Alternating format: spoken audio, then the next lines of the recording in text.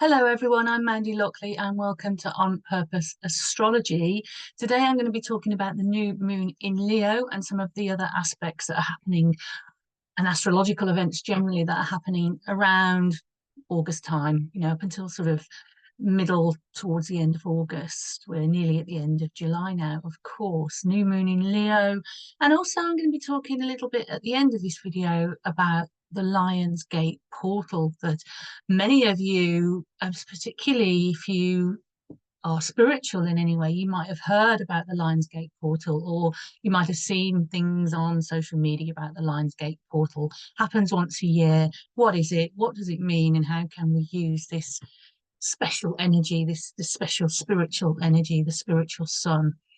So, first of all, I would like to just say I have been off YouTube for a few weeks.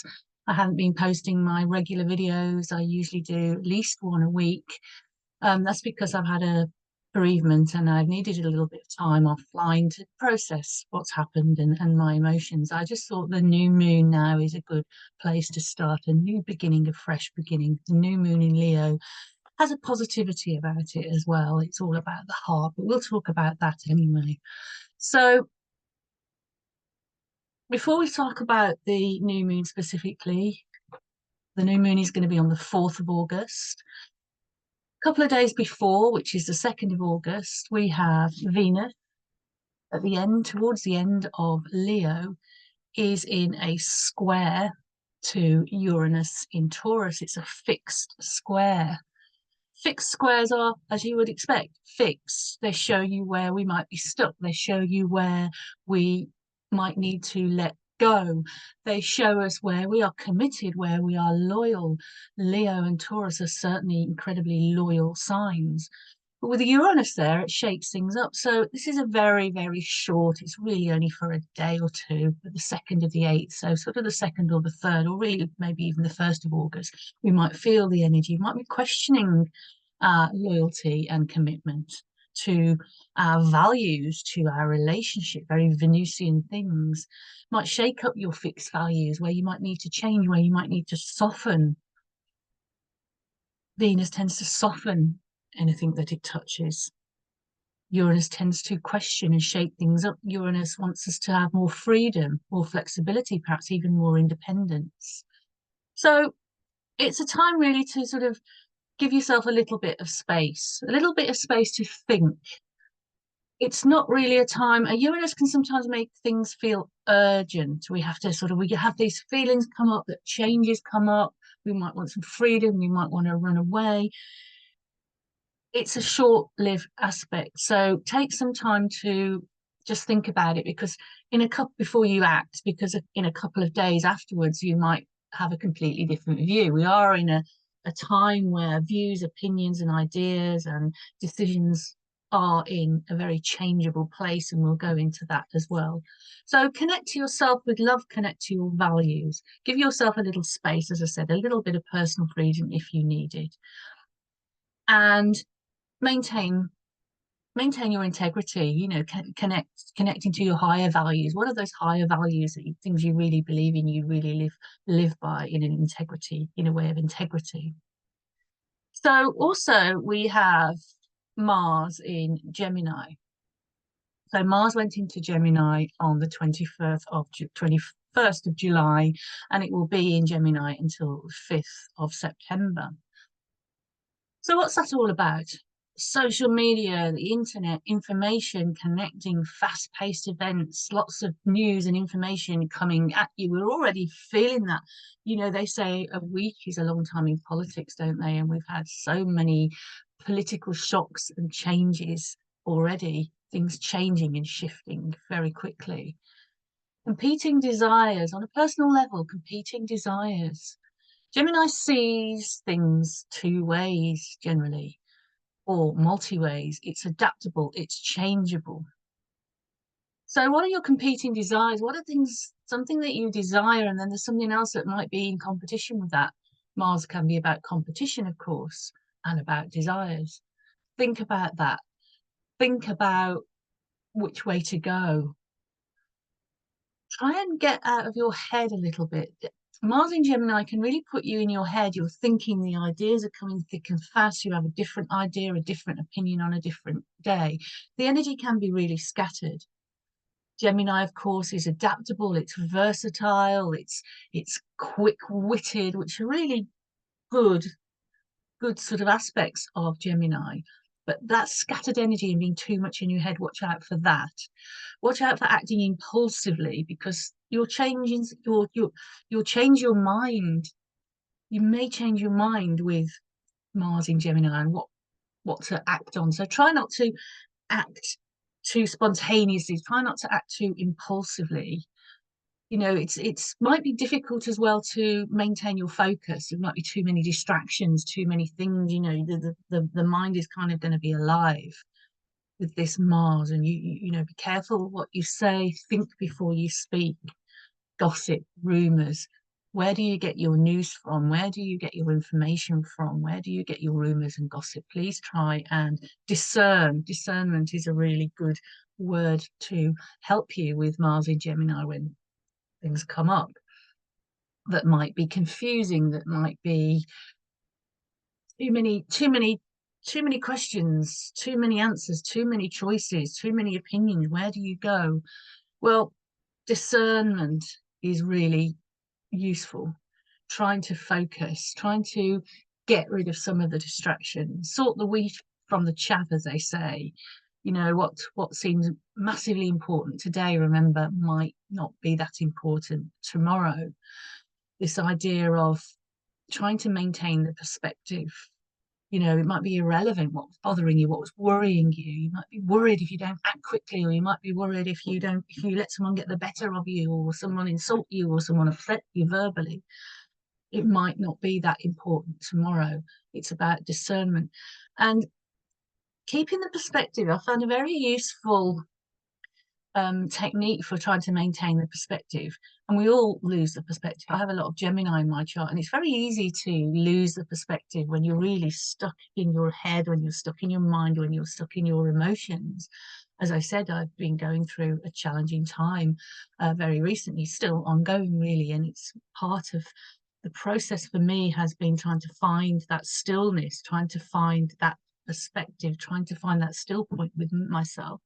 And this takes a lot of practice to do this, to find that still point, particularly when things are very stressful. Mars in Gemini can be quite stressful.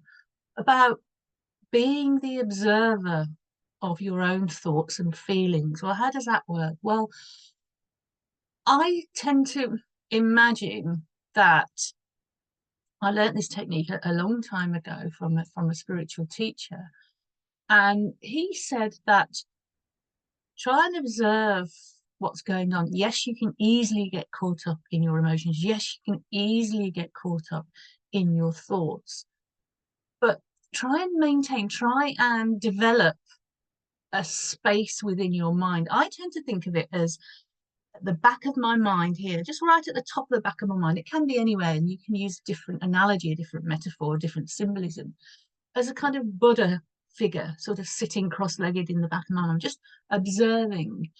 And sometimes it doesn't, with practice, it's easier to go there. Sometimes you'll forget to go to that place. But that place is like, okay, it's like almost like a second mind, isn't it? And Gemini is a duality as well. So you've got that monkey mind that goes, you know, thinking, worrying, ideas, opinions, choices, decisions, you know, all that. But then there's that other part of your mind. It's interesting when you think about Gemini, the twins, the actual twins in the myth. There is the mortal twin and there's the immortal twin. So try and think about the observer, your own observer, somewhere in the back of your mind, however you visualize it or imagine it or feel it. Think of that as almost like the immortal twin, the soul place, the higher self, the part of you that carries on when the monkey mind has gone. And just sit there and think, okay. I mean, you can do this after the fact as you're practicing. If this is a practice that appeals to you, you might at first have to do it after the fact, unless you're very, you know, unless you're been meditating for a long time, and you might already just go there automatically, and you do go there in meditation, but you can do it without meditation. You can do it in the moment wherever you are. You know, thinking of that, okay, I'm having this worrying thought. I might be catastrophizing. I might be worrying and thinking about the future. Okay, that's interesting. Oh, I'm having this feeling. I'm having this feeling in my body, you know, with it grief or anger. And it's like, oh, anger. Okay, that's interesting. Be curious again. That Gemini energy is great for curiosity. So think about that, practice that if you feel it is useful. I find it useful. It doesn't stop the feeling or the thoughts going away necessarily, but it just gives you that little bit of perspective. You know, also helps you to discern what's real and what isn't. You know, our thoughts we have a negative bias with our thoughts, right? So we think negatively most of the time. And I know a lot of us, a lot of people, a lot of us, me included, when I started my spiritual journey many years ago, I had lots of hiccups where I'm told you always have to be positive, you always have to think about the positive, you can't think negatively. Well, that's kind of doomed to, for me, myself, that felt like that wasn't quite right, because I don't want to set myself up to fail spiritually. It's about acknowledging those emotions, those difficult emotions. As I said, I've been going through a lot of them, grief and sadness and some anger recently. That's okay. They are normal. It's okay to normalize your negative emotions. Be aware of them, be curious about them, try and find where they might be useful, where they are an appropriate feeling or reaction to what's happening to you. It's different acting out your anger and, you know, putting your anger on other people and behaving emotionally or verbally or even physically violent. And that's not how we should be using our emotions, but to understand and feel that it's okay sometimes not to be okay. That said, that the first stage, I think, in really raising your vibration into the higher vibrational energies, and I'll talk about this towards the end of this video when I talk about the Lionsgate portal and the opportunities there for manifestation. It's important to know how to get out of that rut of the negative emotion, how to work with the more positive emotions. And I said I'll talk about that. But let's now look at the chart for the new moon in Leo. See what that can give us in terms of information, insight, and potentially advice. So here we see this new moon. I've circled it here at 12 degrees and 34 minutes of Leo. Set the chart for London because that's where I live. It's the default on my software. 10th house. So it'll be somewhere else. It might be in the 10th, but it's likely to be somewhere else in your own chart or in the chart for your country, for example. So first thing, and I always say this, is have a look at your chart. You can download your chart if you don't have it from astro.com or alabe.com, alabe, ALABE.com, free charts, and other free charts are available elsewhere as well. And you can see what house is ruled by Leo, which house in your chart has got the little Leo symbol on it, and that will be the area of life. So first of all, you might want to see what area of life is this Leo new moon going to mostly affect me. If you don't know the houses and what they mean, I mean, generally the 7th is relationships, the 6th is work, the 5th is creativity, children, fun, the 4th is home and family, the 3rd is communication, values and finances, the 2nd, and so on and so forth. The 10th is about career and vocation and status and reputation and that kind of thing. I'll put a little link, as I always do, to a short clip from a previous video which describes in basic level what all the houses mean. So that's the first thing we can look at. Where does this new moon affect you know, your life, in what area of your life. But generally speaking, the new moon is the dark of the moon. It's the dark of the moon as we go into the new moon. So as I'm recording this, a few days before the new moon, we're in the dark of the moon period. So the moon is getting darker, which means it's the crescent moon, it's getting smaller, the crescent's getting smaller, and when it's a new moon, we barely see the moon at all. Metaphorically, symbolically speaking, the dark of the moon is a time when we can't really see what's happening, we can't really see what's going on.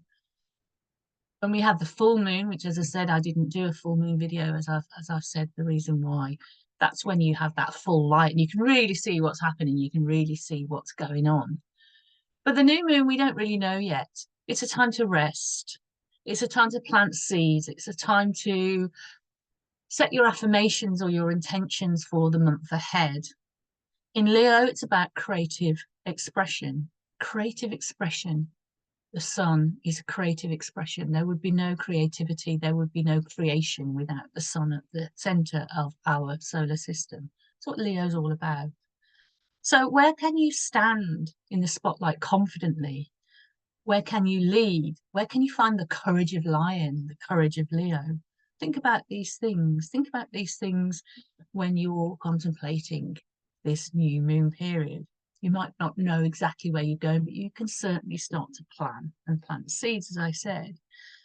This new moon is helped by having a sextile, which is a nice flowing aspect sextile from Mars in Gemini and Jupiter in Gemini. You can see those two together almost in a conjunction in house 8 on this chart.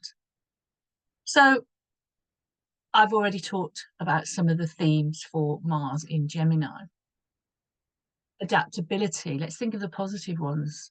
Adaptability, versatility, curiosity, good communication, sharp wit, creativity as well, actually, of a different kind. Jupiter, of course, always expands anything it touches. So you've got a nice opportunity here. So when you start to make your plans or you'll set your intentions or say your affirmations around this new moon period, think about a few days after the new moon, which is when the sun and the sun, about 3 days after the new moon, the sun will come to have that exact sextile with Jupiter there. Think about what opportunities might be arising for you. If there's more than one opportunity, how do you discern what is the best option? Well, we're talking about Leo here. Leo is all about the heart. If you can drop into your heart space, what do I mean by that? Drop into your heart space. How do things feel in your heart itself? An easy way to do that is to simply just focus your breathing. And as you breathe in, imagine that breath coming into your heart space, you know, where your heart is in the middle of your chest, coming into your heart space and expanding that energy. And then as you breathe out consciously, you're breathing out any kind of negativity or any kind of tension.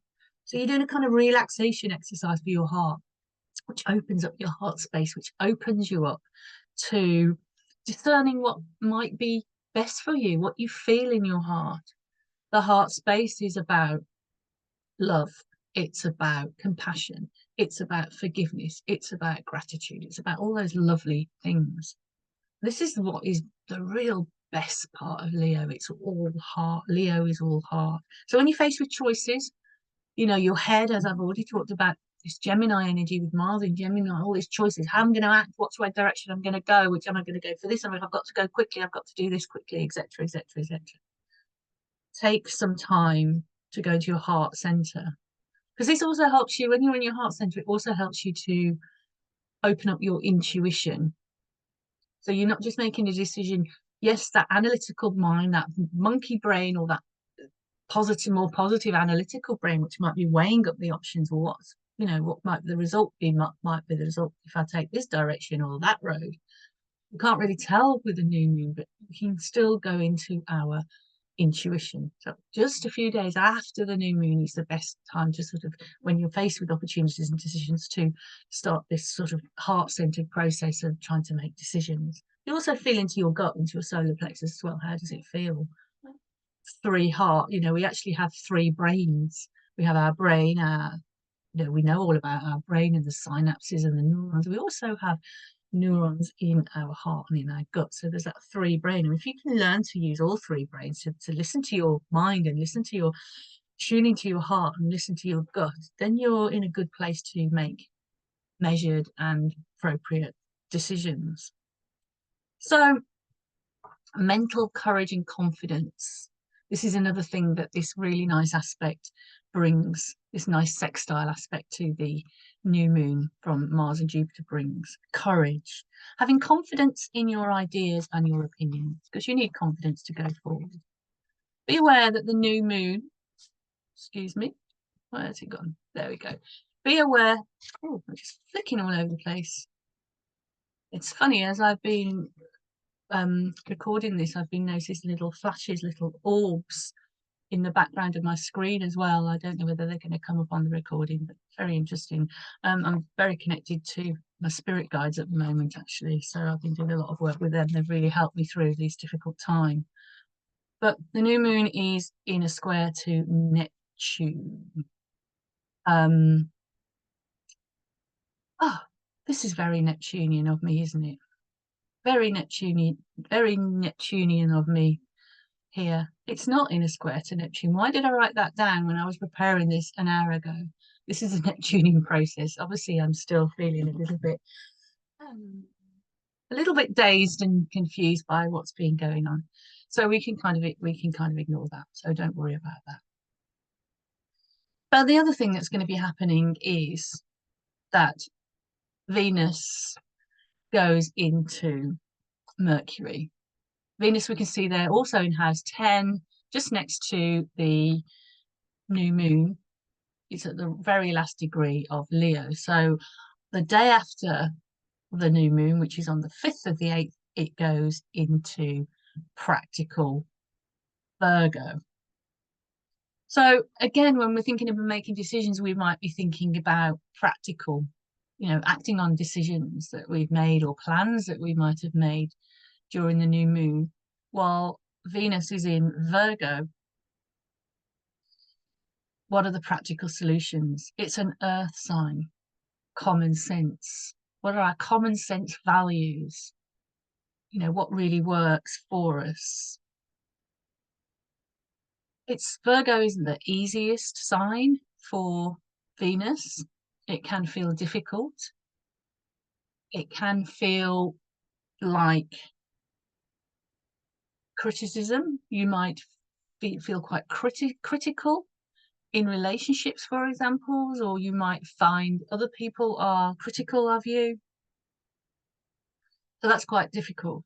Or self-criticism as well. You might be sort of beating yourself up. So be kind to yourself. I think it's really a good Venus in Virgo to learn the lesson of being kind to yourself.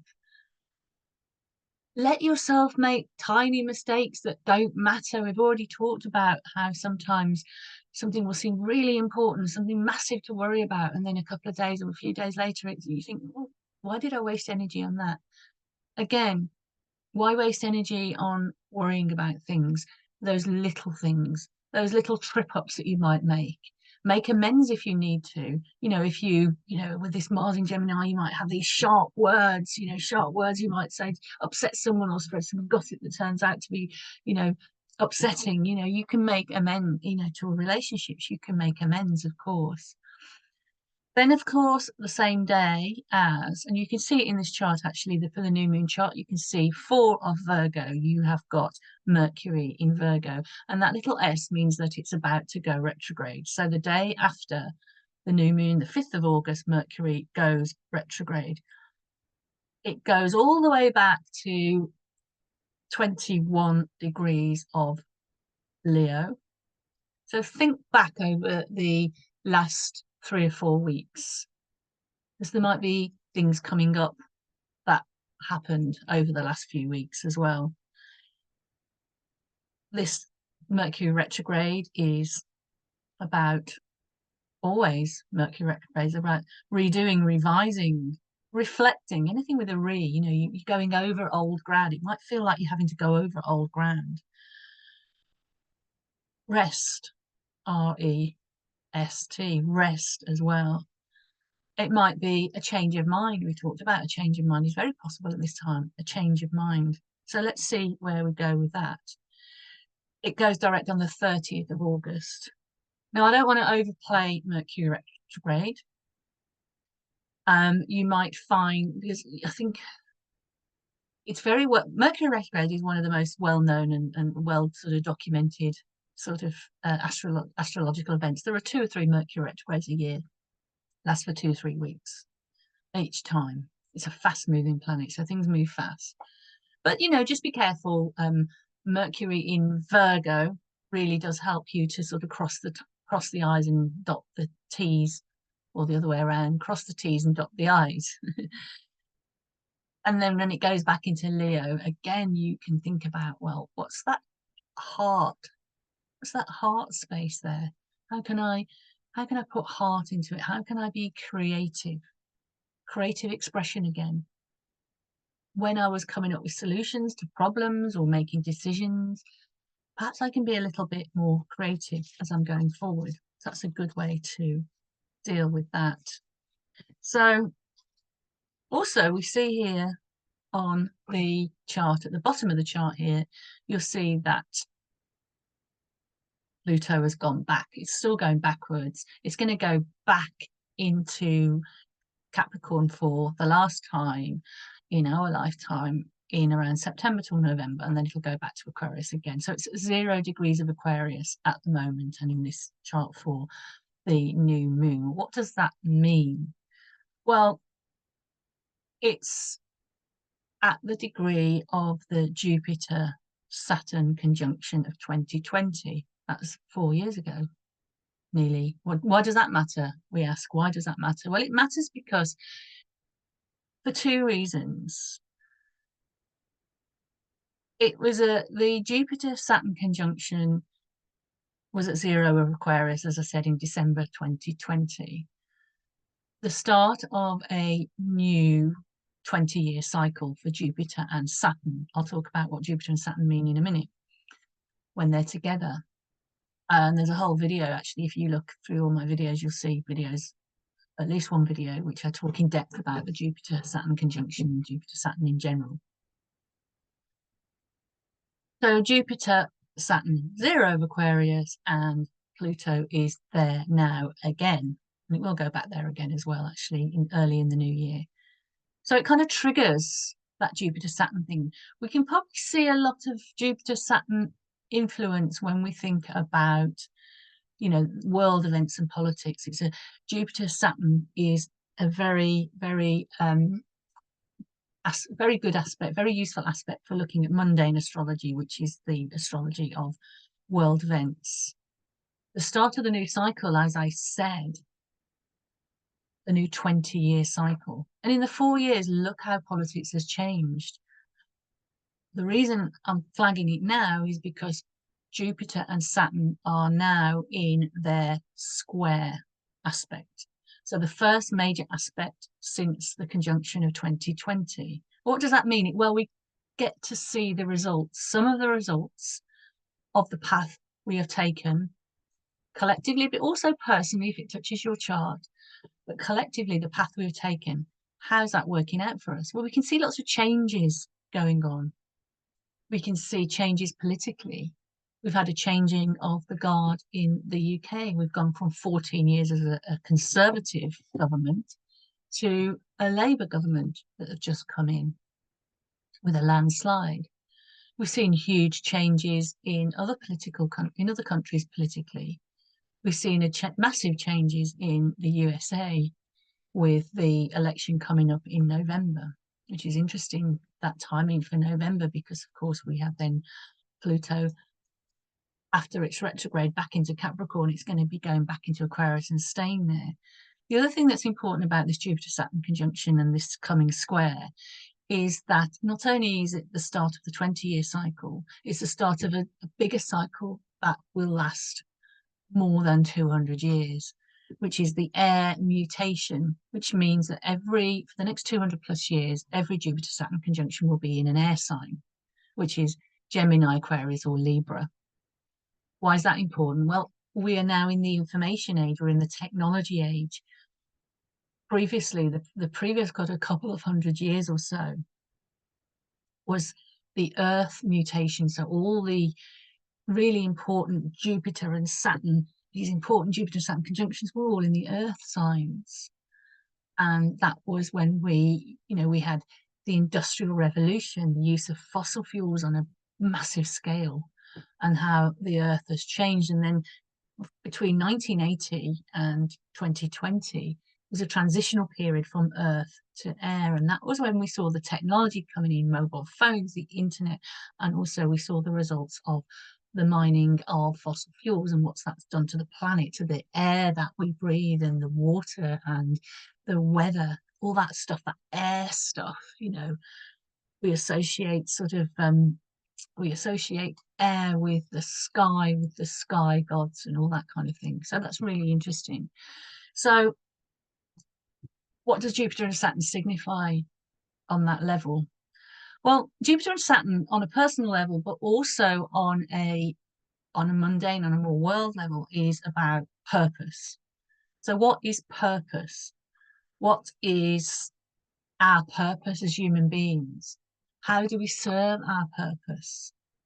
Perhaps we can say our purpose is to look after the planet. Perhaps we can say our purpose is economic growth. Perhaps we can say our purpose is to work and be a member of society. And our personal purpose, what is it we are here to achieve? So look back to 2020 and where you were in 2020, and a lot of our lives have really changed since the end of 2020. If you remember, we were in the thick of the pandemic and now things have moved on. How has your life changed? How has your purpose changed? It's time to review and make changes with this square. Now, this square is going to be going on for quite a long time. This square is going to be going on. There's going to be 3 hits of this square.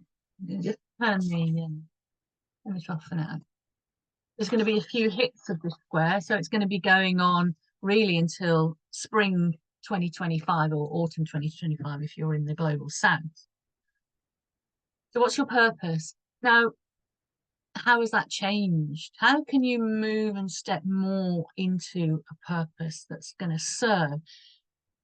The thing with purpose, it needs to serve yourself, your desires and your talents, your unique gifts, but it also needs to serve a purpose in the world itself. It's a service. So how can you change that? Many of us, I think, took time since 2020. When we had the conjunction of Jupiter and Saturn, without even knowing the astrology, many of us had to think, well, what's the point, this job that I'm doing? How does it really serve? How does it serve me in terms of, is it really using my unique talents and my gifts? Is it really giving me fulfillment, and how is it serving the world? Some of us had to have a really big rethink, and probably we're still going through the rethink. So if we are, or wherever we're at now, is the time to sort of take stock over sort of this kind of period. As I said, from around about now or just before, just a few weeks ago to as I said, into the first quarter, to the end of the first quarter of 2025. So we think of Jupiter and Saturn as really different energies. Jupiter expands and Saturn contracts and restricts. Jupiter thinks anything is possible. Saturn tells us we have to work with reality and there are limits. Now that can feel quite like a depressing push and pull, but really the best way to look at it is that Jupiter is the opportunity, it's the possibilities, it's the ideas. Got Jupiter and Gemini here now, of course, those ideas and opportunities. In a limitless world, wow, anything is possible. But of course, we live in a world where we have, we live in a dense on a dense planet, physically in a dense planet, on a dense planet. So we have physical restrictions. We have physical restrictions on, our strength, what we can do, what we can achieve, material restrictions for most of us. We don't have unlimited funds and money and resources to do everything that we want to do. So how do those ideas and those possibilities, those dreams, those ideal visions, all this Jupiterian stuff, how do they and how can we manifest them in the best possible way in this material world? How do we build something? Saturn builds, right? Saturn crystallizes. Saturn teaches us lessons along the way. It asks us to work within certain limits and certain rules, and we might not like that, but that's the way Saturn works. So these are some things to sort of really contemplate as we go into this period, this current period for the rest of the year, and then, as I said, into sort of like into the end of spring, the first quarter of 2025. So I could talk endlessly at Jupiter and Saturn. I'm a bit obsessed, but there you go. But very quickly, what do we need to restructure? I think that is another question. What do we need to restructure in our societies, globally, and also in our personal lives in order to fulfill our goals, but also to fulfill our responsibilities, how to have that sense of purpose? So now quickly, I said I would talk about the Lion's Gate, the Lion's Gate portal. I know many astrologers think, oh, that's not astrologically blah blah blah. It's not really something that we think about. I know quite a few astrologers that don't really give much credence to it, but it's more of a but many who do, particularly spiritual astrologers. So what it is, it's basically the Lion's Gate is the period from kind of late July. So from kind of today, I'm recording this on the 25th. So for the 25th, 26th, 27th of July, right through until around the 10th, 11th, 12th of August is the Lion's Gate portal. A portal suggests an opening, an opportunity, things opening up. Astronomically, it's when the Earth and the Sun, our Sun, and Orion's belt, in the constellation, and the fixed star of Sirius all line up at this time of year. That's based on the fact that Sirius is one of the fixed stars in the sky. It's when Sirius becomes visible again in the sky. So as Sirius rises, we can see Sirius.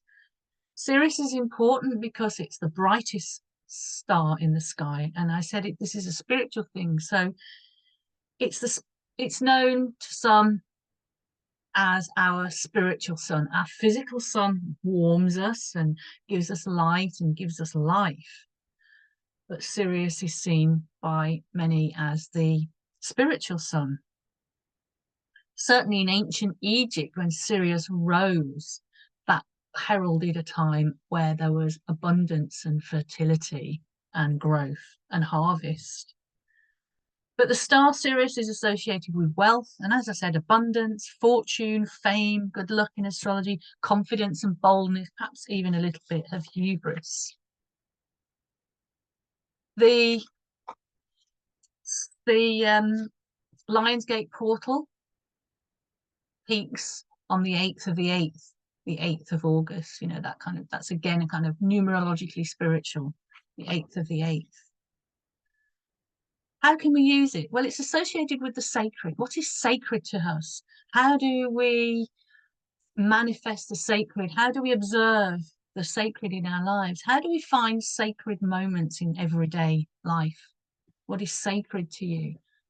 That cup of herbal tea in the morning, that cup of black tea in the morning, even that cup of coffee in the morning. Is that something that's sacred to you, that's important? It's a ritual. How best do we find, don't forget it's Leo, the sun is in Leo, it's a very Leo idea. So we've got that idea of creative expression I've already talked about courage, about confidence. So how do we best find confidence in ourselves? How do we find creative expression? How do we express, this is important, our true self authentically? Where do we shine? And where do we have devotion to something greater than the self? Going back to what I've said about that sense of purpose, it's not just about fulfilling yourself, you know, putting yourself, Leo, putting yourself in the spotlight, like, yeah, I'm the star of this show, right? Okay, but how are you serving Is there a sense of sacredness and devotion in what you're doing, even if it's, as I said, making a cup of tea or doing a work task? So again, look to where Leo is in your birth chart to see where this Lionsgate portal might open up into which area of life for you. And how else can we use it? Well, it's said to be a good time for manifestation. So again, think about what you might be manifesting in your life. Are you in fear? Are you manifesting more fear? Fear begets more fear. False emotions appearing real. Yeah, that's a good sort of acronym. You know, if you think of fear as an acronym, is your fear real? Do you want to manifest more fear, or do you want to manifest love? You know, do you want to manifest peace? Think about what you might want to manifest using the law of attraction. I won't say too much about law of attraction. You can read all about it everywhere online on other YouTube videos. But that law of attraction, for me, is not is not it's about a lot more than vision boards. I mean, you can do vision boards, you can write affirmations, you can do I love affirmations, I use them, but it's about thinking the law of attraction is like attracts like. As I've already said, if you're living in fear, then you're going to attract more fear. You're going to attract fear-based people, fear-based experiences. I've actually, as I already alluded to, I've been going through a tough time at the moment, and I've been having a lot of fear, and I've had to really use all of the tools in my spiritual toolbox. You know, I've really had to employ those. And for me, the best thing that has helped me, along with the amazing support of my partner and my close friends, has been working with my spirit guides and asking them to help me to go into love when things have got difficult, to go into my heart space. I've already talked about going into your heart space. We're talking about Leo here in this Lionsgate portal. Practice going into your heart space. I've already talked about breathing into your heart space, but really anything that brings you joy, everything that opens your heart to joy, anything that you can do. Playfulness is a very Leo thing. So anything that you can kind of put yourself into these higher emotions, these higher, as I've already said, it's natural to feel scared, it's natural to feel angry, it's natural to feel sad, it's natural to feel melancholy. Where can you find the little bits of joy in just the normal things that you might hold? You know, how do they feel to you? Are they sacred to you? These little things that can bring you joy. You know, one of the things that brings me joy is watching my cat play in the garden, who'd been an unhappy house cat before I got him. So to give him that freedom and that joy, that brings me joy.